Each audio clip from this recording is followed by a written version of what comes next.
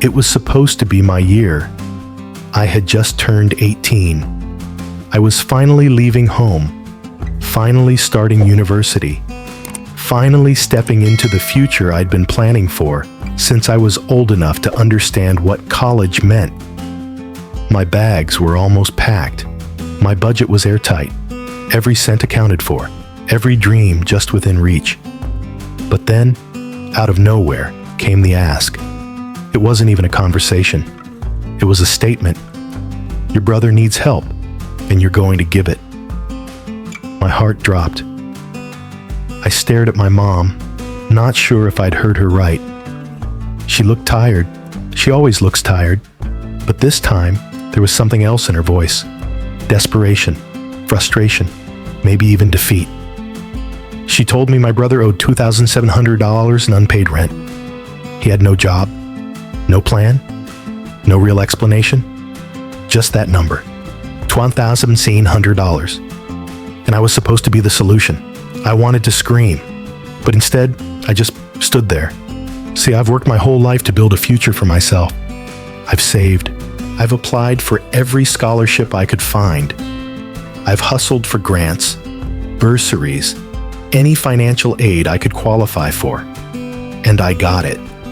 Somehow, against the odds, I pulled together about $30,000 in savings and aid, enough to cover 4 years of undergrad and maybe 1 year of grad school if I'm careful, if I plan, if I don't screw it up.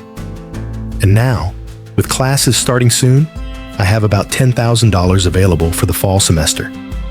That has to cover everything: tuition, books, bedding, electronics, clothes, food, transportation, life. And I budgeted it down to the last dollar.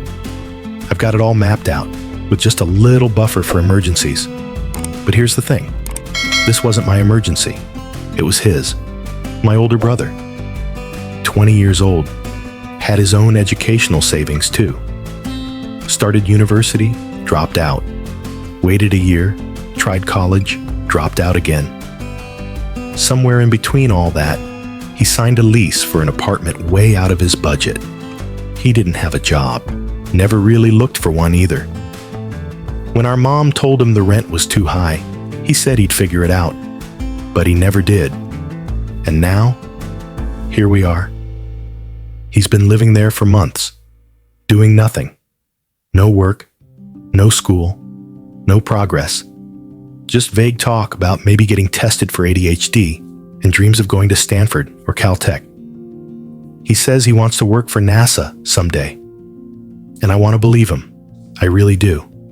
But he's not moving, not applying for jobs, not seeking treatment, not even going to therapy, which, by the way, is fully covered by our mom's insurance. He won't do anything but talk. And now my mom expects me to clean it up. Because I have money. Because I'm the one who's doing okay. She said, "You'll still have $24,000 left after this year. You can afford it." Can I? Technically, yes. But emotionally? Morally? Absolutely not. Because this isn't just about money. This is about what happens when you work your whole life for something, only to watch someone else burn through every opportunity and still come asking for more, expecting you to fix it.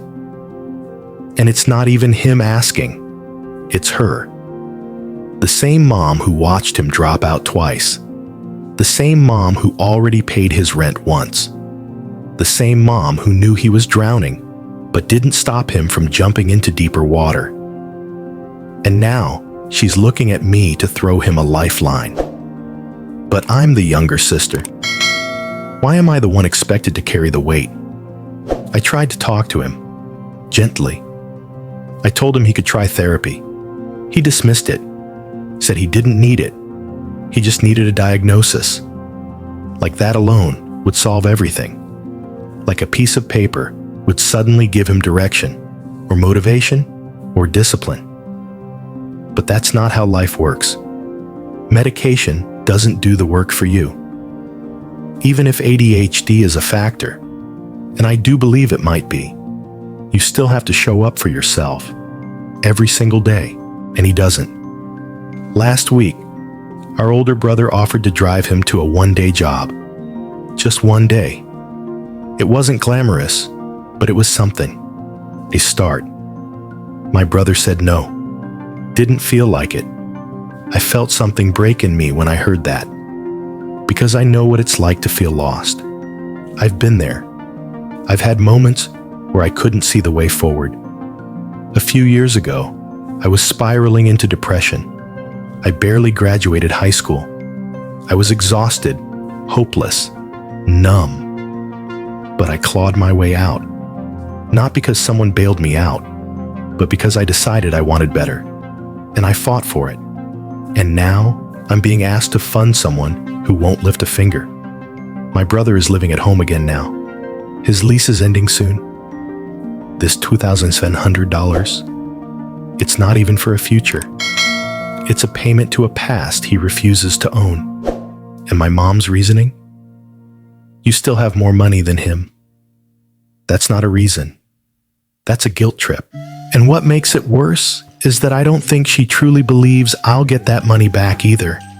She's just hoping I'll be the one to sacrifice. Because I always do. Because I'm the one who plans. The one who listens. The one who saves. But this time, I don't want to. And that makes me feel sick. Because I love my brother. I don't want to see him fail. I don't want to see him struggle. But I also can't set myself on fire to keep him warm. I can't pay this rent and pretend like it's a one-time thing when I know it won't be. I can't risk my education, my stability, my future, just to delay his reality. And I don't trust that he'll ever pay me back. How could I? He's done nothing to show he's ready to change. So now I'm stuck in this awful place, between being the good kid who saves the day and the selfish one who says no. But I need to say no, because I don't think I should be punished for being prepared. I don't think I should be resented because I made a plan and stuck to it. I don't think I should be expected to make someone else's choices hurt less, especially when they don't even seem to hurt him yet. So yeah, I could help, but I don't want to. And maybe that makes me cruel. Maybe that makes me heartless. But maybe it just makes me human. So, am I the asshole? You can hear the weight in her voice, can't you? That ache of being the responsible one. The one who holds it all together while everyone else gets to fall apart. There's something brutally unfair about being punished for doing things right, especially in families where emotional labor is unevenly distributed. This story isn't about $2,700. It's about boundaries, about what it means to say no, to people you love, to people who expect, to people who never asked how your future fits into the equation. And here's the part we don't talk about enough. Saying no to someone else can be the most loving thing you do, not because it feels good, but because enabling someone's avoidance isn't compassion. It's permission to keep falling. If this story hits close to home, you're not alone. Whether you're the planner, the fixer, the quiet sibling in the corner, carrying everyone else's weight, know this: your future matters. Your boundaries matter. Your story matters.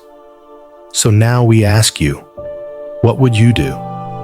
Would you pay the rent? Would you risk the silence that follows no?